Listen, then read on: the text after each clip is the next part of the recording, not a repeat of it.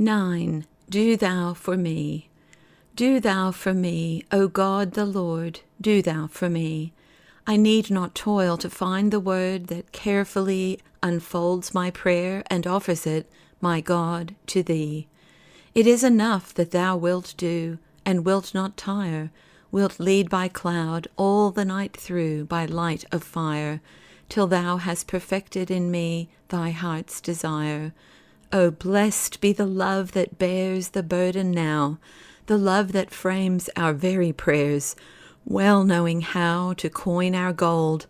O God the Lord, do thou, do thou. I wrote before of a soldier being removed to another part of the field when he is wounded, to a field hospital, so to speak, not a shelf, and of how, as pain lessens, one may fight among the unseen forces, joining with the angels and all the powers of good, joining with our Lord himself, who ever liveth to make intercession. But I have not found myself that illness makes prayer easier, nor do any of our family who have been ill tell me that they have found it so. Prayerfulness does not seem to be a flower of the Spirit that grows of itself. When we are well, perhaps we rather take it for granted that it does, as though what is sometimes called a sick bed offered natural soil for that precious flower. I do not think that it does. A bed can be a place of dullness of spirit as well as of body, and prayer is, after all, work, the most strenuous work in all the world. And yet it is our only way of joining the fighting force. We have declined the easy, laid-aside, cracked china view of the matter. So what can we do about it? One night, soon after neuritis had taken possession of me from shoulder blade to fingertips, I could no more gather myself up to pray than I could turn in bed without the help of the lotus bud, who was my faithful night nurse. But I could read, and I opened on Psalm 109. Do thou for me, O God the Lord. Do what? It does not say. It just says, do thou for me. And the prayer, so simple, so easy for a tired heart, had a delivering power. It delivered from the oppression of the enemy. Now there was leaning on Jesus' bosom one of his disciples whom Jesus loved. It was like that. And soon the prayer passed into the most restful kind of intercession, the only kind the ill can attain unto, for they cannot pray in detail, and they may know little or nothing of the needs of their dearest. But he knows all, down to the smallest wish of the heart. So we do not need to coin our gold in words. We could not if we tried. We are far too tired for that. And he who knows our frame does not ask us to do anything so arduous. Do thou for her. Do thou for him. Do thou for them, O God the Lord. This word of peace had greatly eased my spirit when a letter came from the secretary of the Dohnavur Fellowship Invalids' League. She quoted from the letter of a Danish invalid too ill to pray as she longed to do.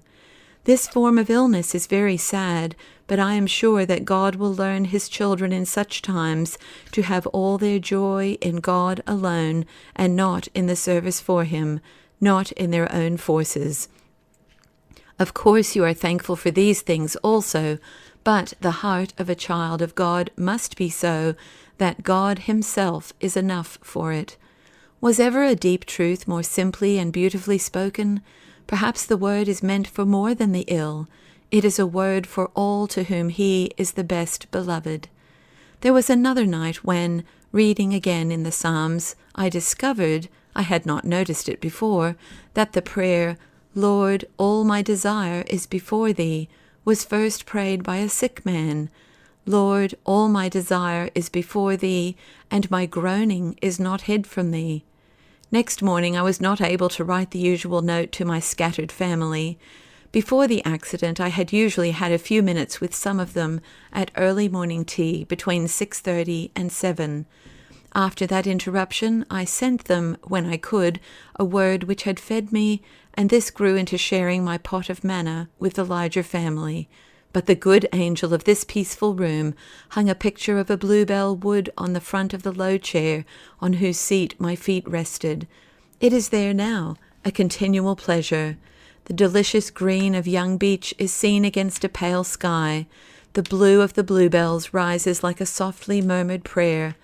Understand thou my softly murmured prayer is Rotherham's rendering of Psalm 5:1, or like the silence of love that lays its desire before its beloved and leaves it there. Perhaps the little song of content that came singing through the bluebell wood that morning may have something for others also, like the rose on the sweet brier.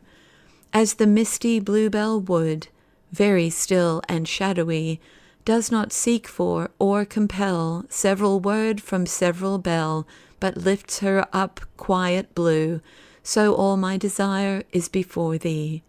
For the prayer of human hearts in the shadow of the tree, various as the various flowers, blown by wind and wet by showers, rests at last in silent love. Lord, all my desire is before thee. In the shadow of the tree, the daffodils that came before the bluebells danced in the blessed sunshine. We have had daffodil days. If now for a season we are set like the bluebells in a shadowy place, that shade can only be the shadow of the tree. I sat down under his shadow with great delight, and his fruit was sweet to my taste.